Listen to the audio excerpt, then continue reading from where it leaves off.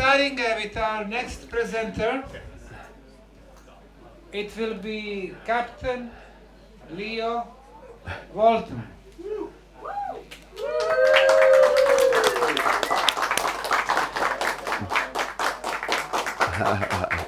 This is his second visit to the Bosnian Pyramids. Had the pleasure to meet with him back in June of 2024. He was part of our summer solstice tour.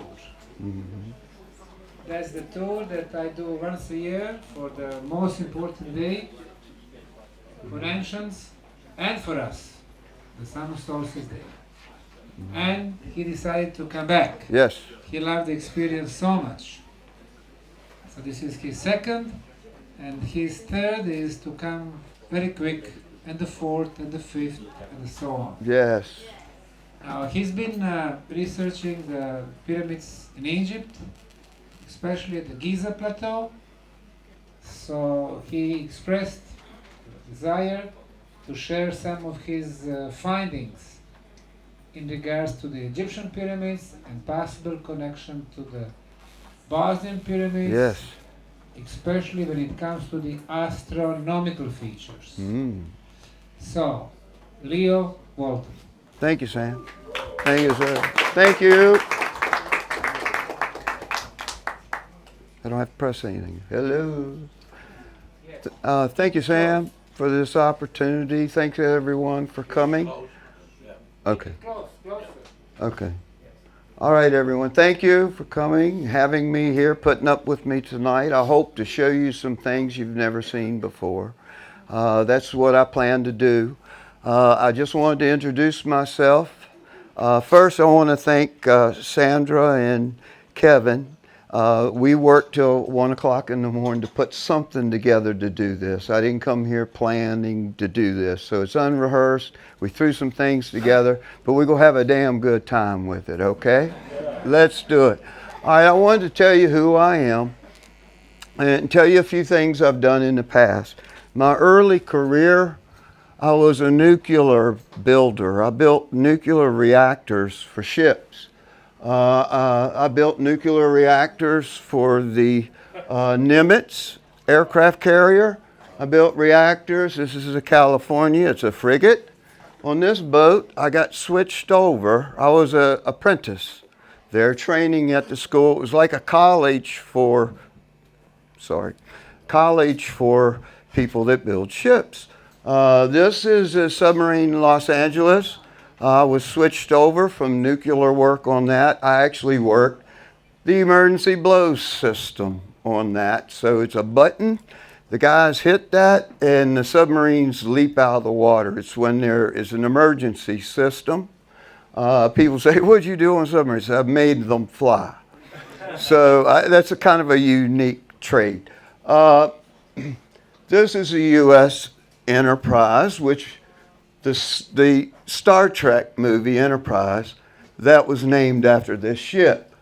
That ship was the first nuclear aircraft, not aircraft, but it holds aircraft, but that's the first nuclear ship built for the seas, and it has 8 reactors on it. It now sits in dry dock. It's been stripped down. It's in Newport News, Virginia. It will probably be in a dry dock forever. What has happened with nuclear ships is they're not making them anymore. The only thing they're putting nuclear in is submarines because they can't dispose of them. Russians, British, Americans, there are radioactive ships sitting all over the world they don't know what the hell to do with. They used to take them and sink them and cover them with rocks and then concrete, but they can't do that with these. I knew the people that did the nuclear testing on these boats, the radiation, and I spoke with them, and they said that boat is literally radioactive from tip to stern. So they can't dispose of it. They don't know what to do, so they're just not going to make any more. What we do with them, who knows? So we need to create something to get rid of that. All right. This is me on my boat. I've lived aboard Sea Spirit for about 20 years, 10 years on other boats. I've owned about 23 boats. been on the water my whole life. Thought I was going to be a professional water skier. I became a captain, U.S. Coast Guard Merchant Marine officer, and I used that in my business. My business, I was a marine forensics investigator. Mechanical failure analysis. I did 7 hurricane catastrophe teams. I did over 2,500 forensics investigations, from sinkings, fire, lightning, accidents, death, you name it, I did it on it. And because I was a U.S. Coast Guard captain, when 9/11 happened, I became a founding member of Homeland Security. I had a very interesting relationship with the Twin Towers in Building 7. I was a project engineer that handled removing the fire suppression pump just prior to 9/11. They wanted to make sure. I do not believe 9/11 was an accident. They actually I had to shut Manhattan Island down twice, work with the union, work with the police departments and everything to get the pumps out, and they were in Building 7. Okay, that's where all the switchgear was, that's where all the pump systems, FBI, CIA, gold and silver repository that none has ever been found. It's in Texas, I can tell you where that is. But anyway, over the years, I suffered a critical accident in 2007 where I was electrocuted working on this boat, and I was knocked 13 feet, unconscious, was in a coma for 3 weeks. I lost the ability to talk, to walk, to read. It took me a year to learn to read. But I was different after that. Changed me. Everything in my life changed. Food I liked, music I liked, interests that I had, all changed. So it was really difficult to deal with over the years. As an athlete, I run marathons. I run over 25,000 miles. I always trained harder. If you had an injury, you trained harder. And with a brain injury, I got into a battle between myself. And it was old Leo against new Leo, and both of us were vicious competitors. And it about drove me to suicide until I finally said, "You're a lucky man, Leo. For the first time in your life," excuse me.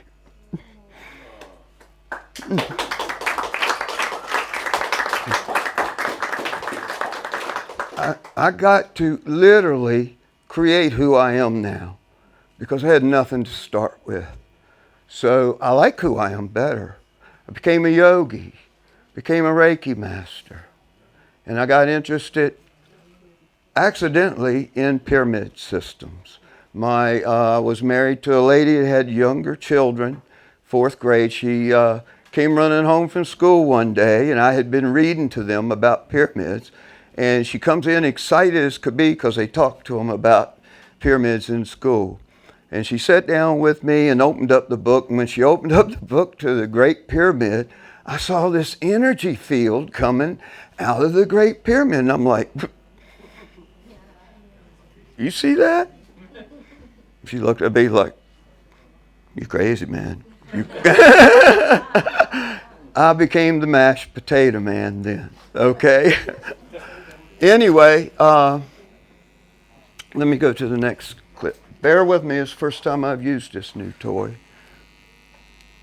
I wanted to talk about Addicted to the Sun first. Thank you. This is my first book I published in 2019. Because of the electricity, I ended up with really bad cataracts. So I wanted to find ways to remove them without surgery.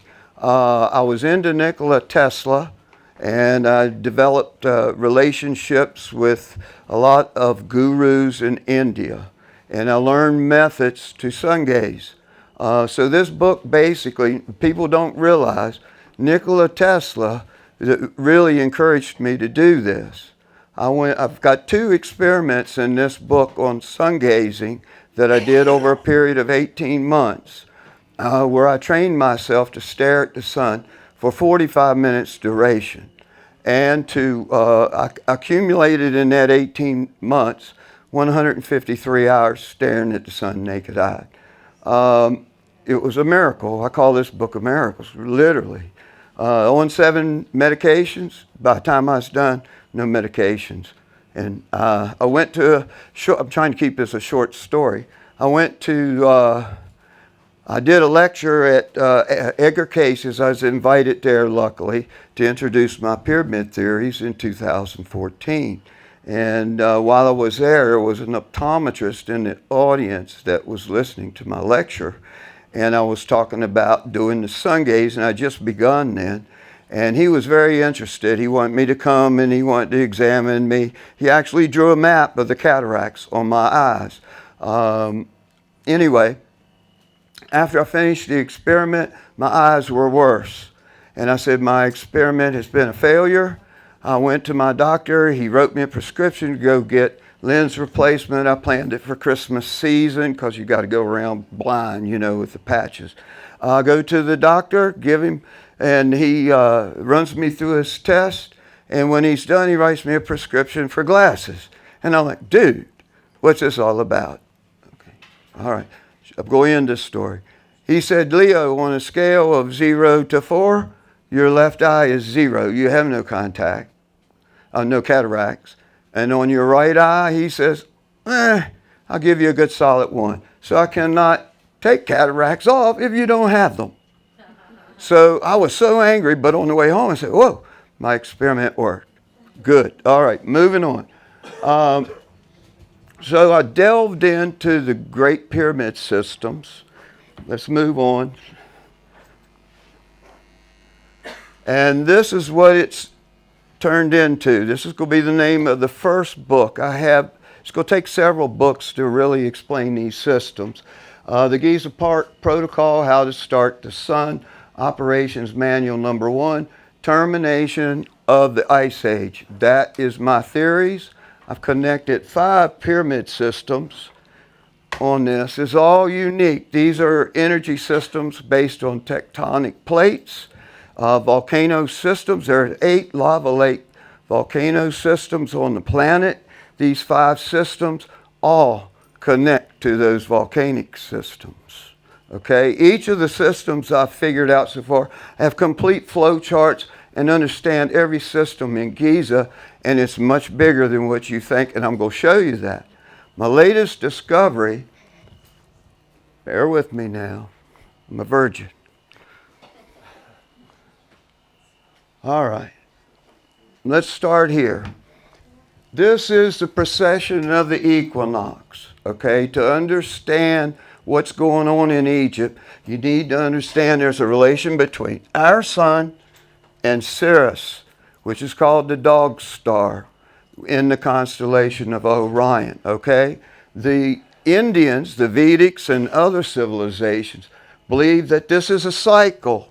This is a natural cycle of 24,000 years. They used to think it was 26, but Yukteswar some years ago, a Hindu found a flaw in the mathematics, changed it to 24,000. I've set this up in the years like the age of Pisces, Aries, and you can see how it goes. So these 2 planets, 2 stars, we have a binary solar system. We have 2 suns, okay? One is male and one is female. So there you've got your relationship with energies, okay? They do an orbit. When they're here, they're the furthest apart. December the 21st, 2012, everybody thought the world was coming to an end because Mayan calendar ended. My belief is the whole 3,000 years that they've been in existence, Sirius was moving away. I think their seers could not see it coming until it turned. That's why they ended their calendar. It's just a theory, okay? So I figured that farthest apart occurred in 2012 and that these are coming back towards us. have predicted for years since I figured that out, that we're going to have more volcanoes, more earthquakes, more terrible weather from it. We're going to have disassociation of land masses. Okay. Now, let's get into what I discovered here. This is I'm going to set this up as kind of a company name for all my research and charitable work. I call it the New Paradigm Pyramid Research. And as you can see, I've combined the pyramid with this system, because the ancient Egyptians, the helical sunrise, well, it's not the helical sunrise, it's the helical cirrus, rising of cirrus. This occurs when the rainy season began, okay? It's not what you think and what you've been told. I believe all of these systems at Egypt are industrial systems. And tonight, what I've learned recently, and this is a work in progress, is I've discovered that the constellation of Taurus, okay, actually lines up to 12 different systems of the Giza systems. Also, with the Taurus system, let's move on. Here's Taurus. I call it the Taurus correlation theory.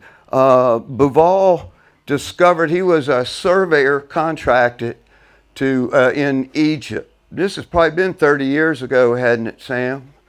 Yes, and anyway, he decided here, he was laying out looking at the stars. This is Orion's belt. And he was laying there and said, oh my, he says, Orion's belt matches up to the 3 pyramids at Giza. So the whole Orion correlation theory became out there. But I have 12 out of 17. He had 3 out of 9. And I'm going to show you why the bull, it's a sacred bull, and they worship the bull in Egypt, because it's very important. It has to do with the way it's set up and built on land. The first thing that I discovered is whenever you see a constellation, you want to try and line it up with a system, you have to flip it upside down. If you try and take this and match it to something, it won't be accurate. It has to be the mirrored image imprinted on the ground. So a lot of people, even if they had tried this, if they didn't just flip it, it'd be incorrect. So anyway, here it is. This is the systems in Egypt. This is Taurus. This is the Great Pyramid. This is Khafre. That is Menkaure. This is, I call it the Geyser Sphinx now, and I'll explain that. This is the Wall of the Crow. So I have 5 at the Giza Plateau that line up to that. And there, that is the Giza Plateau where I put the bull's head on it, and all of these stars. This is actually Aldebaran in the constellation of Taurus, which is a very powerful star. And they actually call this the Eye of the Bull. This one's Alcyon. You also call that the bull's eye, is what they call that. Isn't it nice how it fits on there? Makes it look like a bull, doesn't it? But anyway, there's many more stars, and I'll back up. I want to explain the systems a little bit. You can see all these stars. There's more that go south, but we don't have enough time to go there, okay? So we're just going to take care of what's important on the Giza Plateau area from Hawara Pyramid System up here. That's the Crab Nebula, which is also part of the Taurus constellation. That's where the labyrinth is. And it's the Crab Nebula. Very powerful system. Very powerful.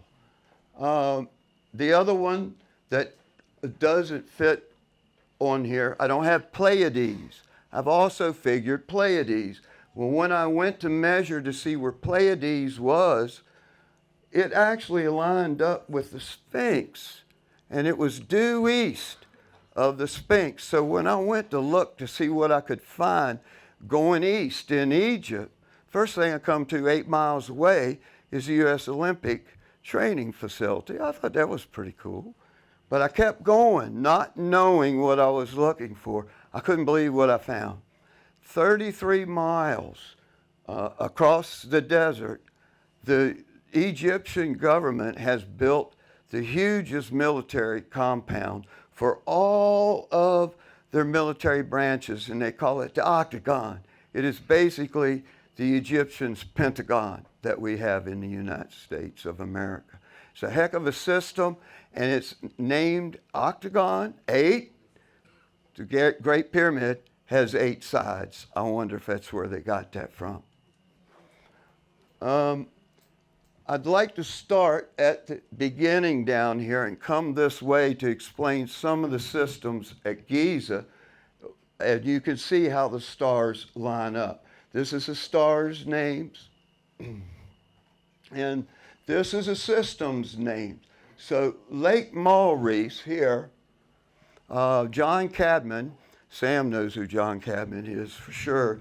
He, behind 100 feet below the Great Pyramid is a pump. They used to call it the Pharaoh's pump. John Cadman, about 20 years ago, he was a famous actor on TV with that Deadliest Catch show. Y'all might know that. But anyway, John and I corresponded for a number of years. I've been doing this about 15 years. And we were having discussions about the Great Pyramid and how it functioned and where the water came from. And he says, Leo, he says, I think the water comes from Lake Maurice. I said, John, I said, this system, I'd already figured out what the Great Pyramid did. I said, the system will not work unless it's salt water. He says, well, I don't know what to tell you about that. So I said, well, I'm going to go find out what Lake Maurice is. Well, guess what? It's a saltwater lake. It comes from, it's an ancient ocean, saltwater ocean aquifer that feeds Lake Maurice. So I said, oh, figured that out. All right, right here in Lake Maurice, and I've had this verified by satellite archaeology, okay? And you've seen the picture of the little island with the small pyramids with the statues on top, okay? They're sunk at the bottom of Lake Maurice, and the statues are still intact. Seems like it'd be easy to figure that out. What I believe these systems are gate valves to open up to let the water. There's 2 tunnels, 2 pyramid systems here, okay? And I'm going to go explain how the system goes and operates the Great Pyramid, okay? I'm not going to go into each detail, which in my, I consider I'm writing a manual. I believe if I could put this together, I could start it. If they could move the Nile and put everything back together, I show these guys. I've actually have a startup procedure on how they made that start, okay? So what we do, let's start here with that pyramid. And you can see this is a tunnel. Tunnels run all over Giza from everywhere. And this ground is higher than Giza. Water runs downhill. So it's easy to make tunnels gravity flow to that direction, okay? The Nile runs backwards. It runs south to north, with most rivers run north to south. It's not the only one that does that, but it's rare. So the water, when they open up this particular valve here, it goes to this tunnel and it goes straight to the step pyramid, okay? The step pyramid, now in my research, I always respect good findings from any other person and try and work my theories around it. By the time I got done figuring out all the systems at the Giza Plateau, which took a number of years, there was another gentleman, I can't think of his name, but he calls it The Land of Kim. You've probably read that book. It's a good book to read. It's a really short book, and it's more story than information, but he's got a good idea. Anyway, the step pyramid, it covers about 40 acres, but it literally, all the chemical tests prove that it was used to make methane gas. So they use cow dung. Here again, here comes the bull, okay? The pyramid system waterway, I'm a systems analyst. This is what I've done. I've set up a couple companies, and I know how things work. That water goes to the step pyramid, And this water is got 3 minerals in it, and it's heavily ionized, which really provides a good fuel to build on. It goes to the step pyramid, then it goes to the red pyramid. And the red pyramid was shut down in 1967 because people were getting deathly ill. They go in it and get really ill. So they said, oh, we got to shut down. So they shut down. They didn't open the red pyramid up until 1997 after they cleaned it up. Well, what does chemical tests tell us there? Ammonia. So they use methane gas to create ammonia. Okay? Now, what happens here is the red pyramid has a tunnel system that goes to the bent pyramid, and then it comes to the north, heading towards Giza. The reason it goes to the bent pyramid is because the ammonia, liquid ammonia that they make in the red pyramid goes to the bent pyramid and it's turned into powder. And the bent pyramid just happens to be the closest to the Nile. So my calculation, I agree with the guy that did the land, that they were using that to fertilize the crops. That's what it is. It's fertilizer. So the bull's making the manure, the methane, then it goes, it's made into liquid. I mean, it's genius. It's genius, this stuff. And it's turned into liquid ammonia, then powdered ammonia. He did a really good job on those interpretations. And he really saved me a lot of work.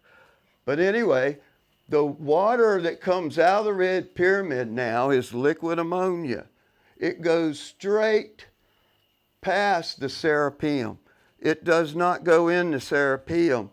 It comes down and meet right here, Zayet, which is about the closest facility to Giza. And you can't get in there because it's a military base. Why is it a military base? Because you have access to the whole plateau.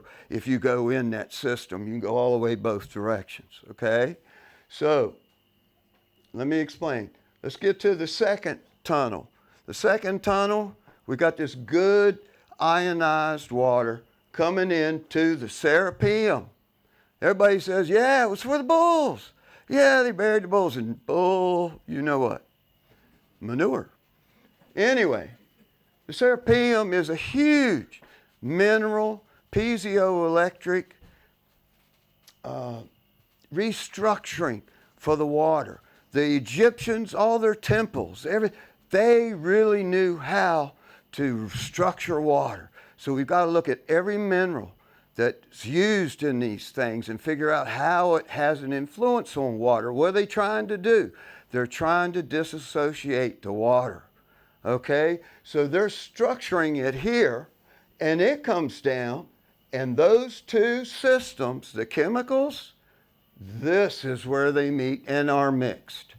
Okay? So now we have a really changed fuel system that comes in now to the mixing basin at the Giza Plateau, which is it's difficult for me to figure out exactly how big it was, but it's pretty much right in front of the Sphinx and the Sphinx temples, okay? So what happens then is there is a tunnel system that goes to the pumping system that's 100 feet below. Now all the tests, this test, John Cadman, he set this up, this pump run on his property in Washington State for 15 years with no electricity. Pump water 24 hours a day for 15 years. All right? He shut down about 5 years ago, built him a pyramid over top of it, and now kind of making it to where you can go visit it. Sounds like a field trip. Huh? I know Johnny's a good guy. He's got dogs like yours. But anyway, that pump, they've done all the calculations mechanically. Me being a pump guy, working in this field and everything. I mean, pumps that it takes to pump 110 stories up, it's a big, powerful turbine pump. And that pump operated with a gas, a natural gas engine on top of it. It took a lot of power to get that water up that high for the fire suppression system, the sprinklers that the firemen used to put out the fire best they could. Anyway, that gets sucked into this pump that's 100 feet below the Giza Plateau. It creates a pressure of 3,300 psi, okay? That water then goes, it'll come out to the tomb of the birds, which I don't have that on here because that's not one of the systems. It's basically just another system that structures the water a little bit before it comes around. Let me get to the bigger picture on this. Do y'all have any questions on that part of it so far? Okay. No? All right, let's go here because it's easier to see. Where is Alexandria? Say again? Where is Alexandria on that picture? Alexandria on this picture is this way. No, it's opposite. Down. Yeah, this way. This is the Great Pyramid, Yeah, Mediterranean. Abu Rawash. It goes straight down here. It'd be down here. The Mediterranean Sea would be down here. Okay, so I also, down. that's right. Yeah, I figured I'd leave that off and stick with the Giza. Yes, understood. Abu Rawash, which everybody knows Robert Edward Grant, who does a lot of research lately in pyramid systems and all. He actually went here and did all the mathematics. And I actually shook his hand at the CPAC conference, which is the equinox. Pardon me, my lips are sticking together. Let me get some water. Robert Edward Grant, I went up there and did all, he's a real good mathematician for sure, but he measured every system up there and came up with numbers of what these pyramids look like. And one of the things that I was trying to discover is if you look at the dollar bill in America, on the back side has pyramid on it with an eye over it. Okay, I've been doing research on that also. He actually confirmed that that pyramid that he put on there matches one of the structures that's destroyed at Abu Rawash, which is really good information. Everybody thinks, they call it the exploding pyramid because everything's destroyed. No. Hydrogen gas is formed in this whole equation. This is up on a hill 5 miles away. It's literally like on your house. If you have a plumbing system, on your roof you have a vent to let things out, okay? If you're creating hydrogen gas in these tunnels, it needs somewhere to escape to. That's where it was. I believe the reason it exploded is because the pyramids were left running and unintended. I believe they start on the heliacal sunrise every year. They operate for 295 days a year and shut down for 70. The Sphinx, I want to highlight that while we're in this area. Fall down. The Sphinx is the only symbol in that entire compound that has anything. I mean, why is all this built with this giant, and it's a lion? And what I figured out, and you're so right, what I've learned coming here to Bosnia, what I'm trying to do is what I've learned here is compare it to Bosnia. And this trip has been very fruitful for me as well, okay? In this regard, I keep hearing you talking about all of these tests, how much they change between day and night in all the readings. The Sphinx tells us this is a dineural system. It has really big functions during the day and not at night, okay? If you look at a lion, I've researched one of the greatest people that worked with lions that was hired to come to Egypt was Indian, and he came to Egypt to study their lions here. The lion has a gestation period where they get pregnant and birth their child. They have so much time to get that baby up to about 3 weeks age to show the father, or the father kills it. That gestation period, the whole cycle, everything falls within the 70-day period that the pyramids are shut down. Okay? Plus, how do lions hunt? Well, guess who does all the hunting? The females. The male lion literally will travel 20 miles a night to circle an area to protect anything in that while she's hunting for his dinner. Okay? So she's out hunting, he's providing the protection around her at night. So that's telling you nothing's going on, really. So, diurnal. Your tests are proving that to me, that this is diurnal. That is a connection directly. You can't ignore that. All right. Let me compose myself now. I haven't done this before. All right. So let's go. I've already run through all the systems and told you on the pyramids here. I've showed you how they line up. Hawara is a crab nebula, which is another component of Taurus, and that goes to the labyrinth system, as I said before. So in this regard, I'm pretty much, do y'all understand this? Is that pretty simple? I ended up with 12 stars that locate. I haven't got them all on there because I didn't go down to Alexandria, and I discovered the most powerful vortex on the planet Earth is called VG1. VG1 lies right off of the coast of Egypt, actually about Port Said. Okay, and I'll tell you what that means. The 369 Tesla equation works. He learned it at the Giza plateau. People don't realize Nikola Tesla worked with the Germans when they went to Giza. I used to have all this information saved, and it has disappeared from all of my files, and you cannot access it anymore. It's been removed. To clarify that statement, I tracked it down. It was really easy, available 15 years ago, but it's disappeared. So he came here and spent a lot of time in Egypt, and what he did, I got back up a little bit.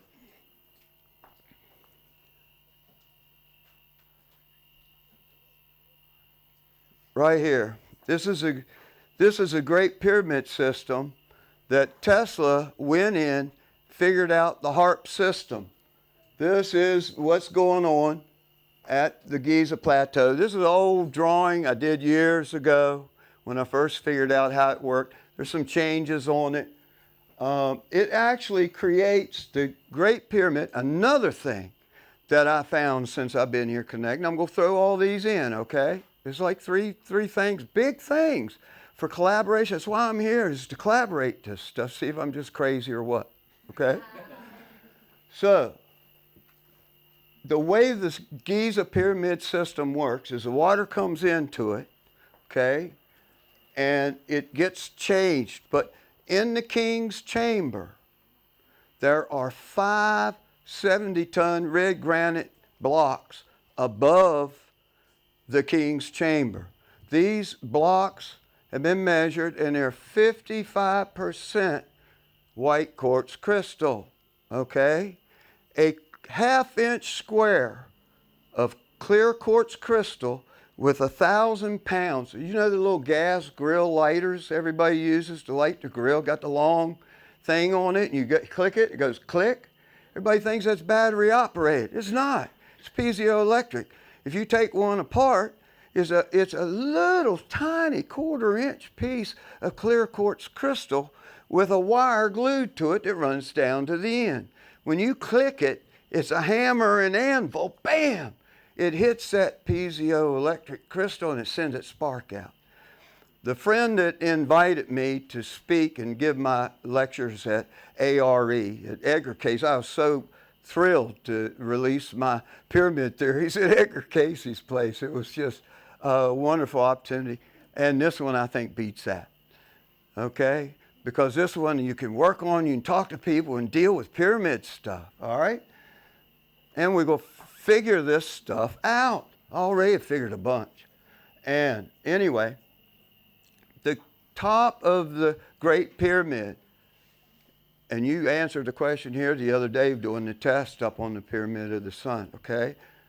That square, there was never a capstone on there. If it had a capstone on there, it would not work. It would not function. It would capture the energy. You've got 570-ton, what's that? If you took 5 times 70 at 55%, you're talking about tons of clear quartz crystal creating a hell of a powerful charge, okay? The top roof of the Great Pyramid is like 13.6 inches square, okay? 13 feet, 6 inches.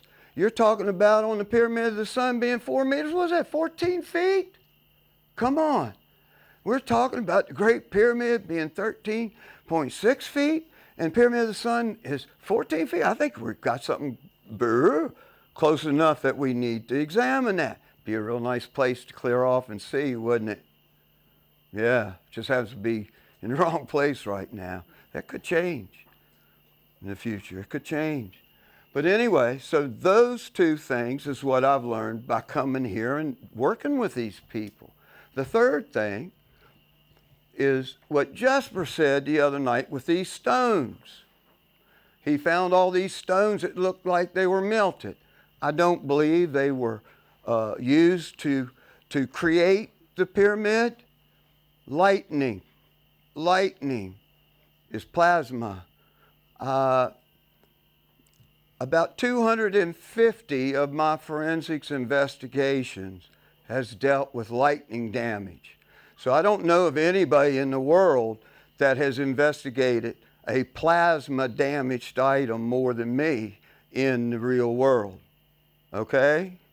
And I learned a lot about lightning. Plus I got struck by lightning in 1996 on my boat. So it learned about Yeah, I can tell you, lightning is fast.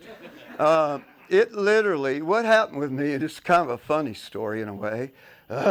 Anyway, it was a nice warm day. I was up talking to friends in the boatyard at the marina my sailboat was at, and it started raining. Everybody run like maniacs and like to get out of the rain. Me, I was like, oh man, what a wonderful rain. I think I'll go take me a shower aboard my boat, up on the top of my boat and get cleaned. Oh man, I was just enjoying that warm rain nature. I'm a nature boy.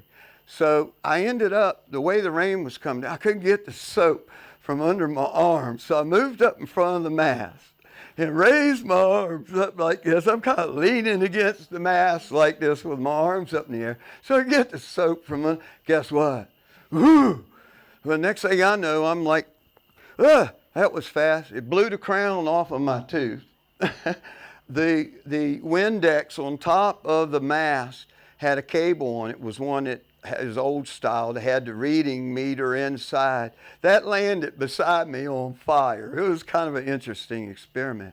But the energy, I hurt from it because every muscle in my body tightened up as much as it could be. But anyway, that next day, I ran faster than I ever run. I went to the gym, every weight in there, I had to put more weight on it. It was just a remarkable experiment, the energy I got from that. Was it plasma? Okay, moving on. What did I do with that thing? Oh, it's on my book. All right, let's move on. I don't want to take you all night here. I think I'm about done with this, actually. But anyway, I believe these are ancient weather and climate modification systems. The Sphinx, this is what I want to say about the Sphinx and its function. The Sphinx, they have sealed up an 18-inch hole in its head, okay? You used to be able to climb in the Sphinx that way, and they closed it up, keep people from going in there. If that Sphinx with an 18-inch hole and 3,300 psi, it will send a stream of water 6,500 feet into the air.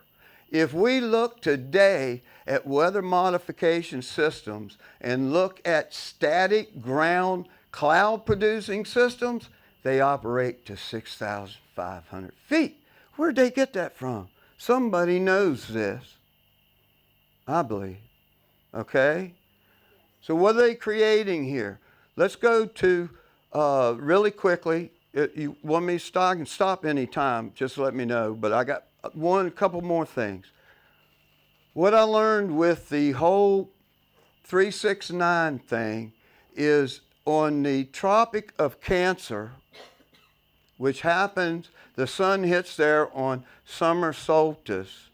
The sun is at 63 degrees, 9.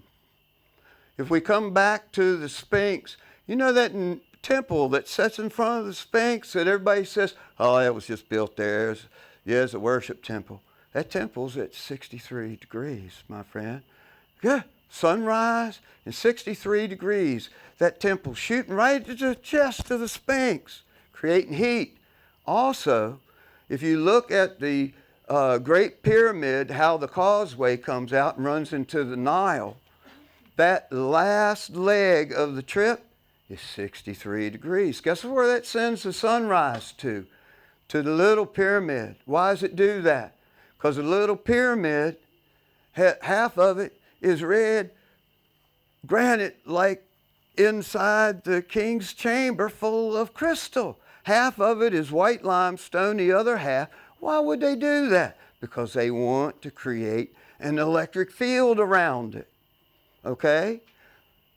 What really caught my eye too was when you were showing the shapes of the difference between the Pyramid of the Moon and Pyramid of Giza. So if we take into consideration that the Great Pyramid, it's got the same size top on it as your pyramid, and then we look at the measurement. Everybody thinks that the second pyramid, which I call the plasma reflux pyramid, okay? Because when that piezoelectric discharge goes up, it goes into the ionosphere, okay? You were saying your 28 hertz you measured there would go, you were talking about that, Z, said it would go 30 miles, didn't you? Didn't you say that today? It would go 30 miles when you took those measurements? You mean the wavelength? Yes. That's just the wavelength. It doesn't go anywhere. Okay. Anyway, the way this system operates, the ionosphere is a binaural system. When we're in the sun, the plasma, it's a river of plasma, and it's 400 degrees. Okay, not super hot, but hot. At night, it gets down to freezing, way below freezing. So it's binaural. But that's at 37 miles from Earth. What happens during the night is it goes up to 55 miles and disconnects the system. It's automatic. It operates only during the day.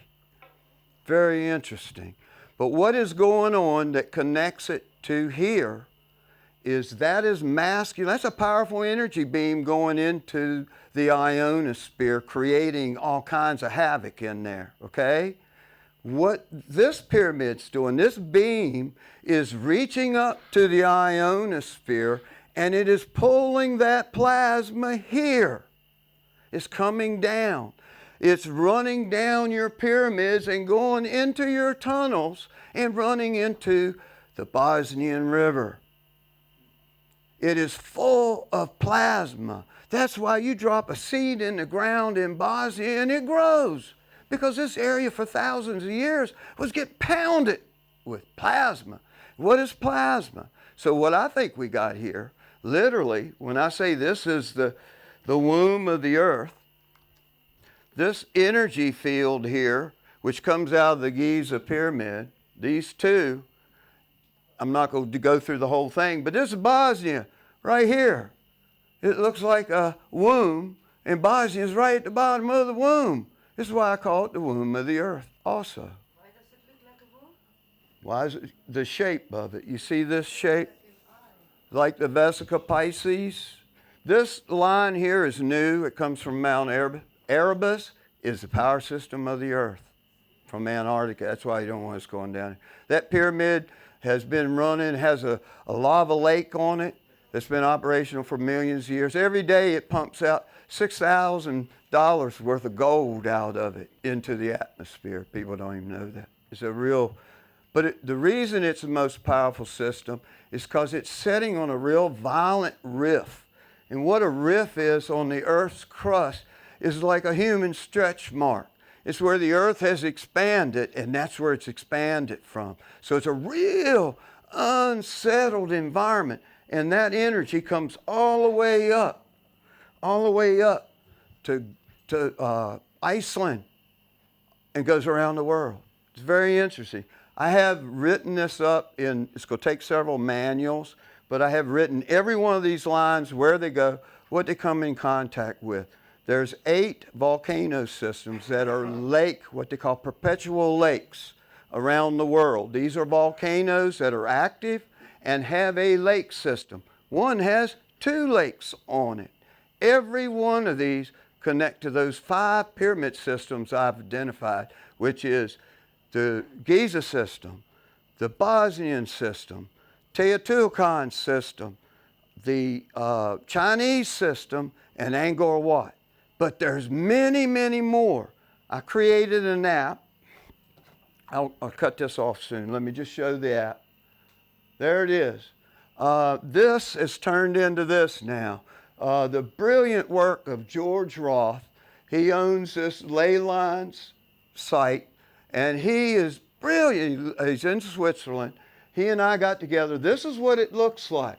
You can go in here. These are the lines. And I named them Giza Line, Erebus Line, Chicago Line, Teotihuacan, Angkor Wat, Nazca Line, Butte Line, and the volcanoes. Different Holocene, Pliocene. Got all of it. I have tracked great deposits of minerals that plasma energy can be sent to, okay? What happened to me, there were 3 things that were out of line at Giza. It was the Wall of the Crow, that temple, and Osiris's tomb. Osiris's tomb, you won't believe it. I believe it's a plasma cyclotron, and it's off. Everything is perfectly aligned, but those 3 things.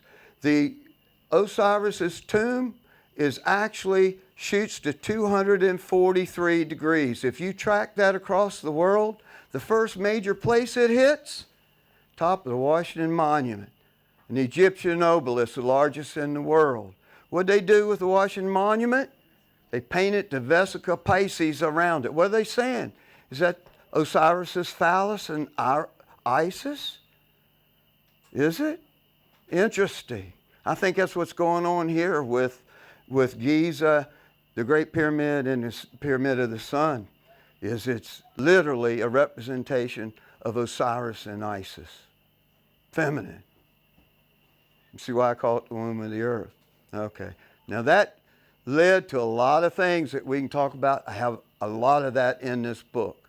And I'm done.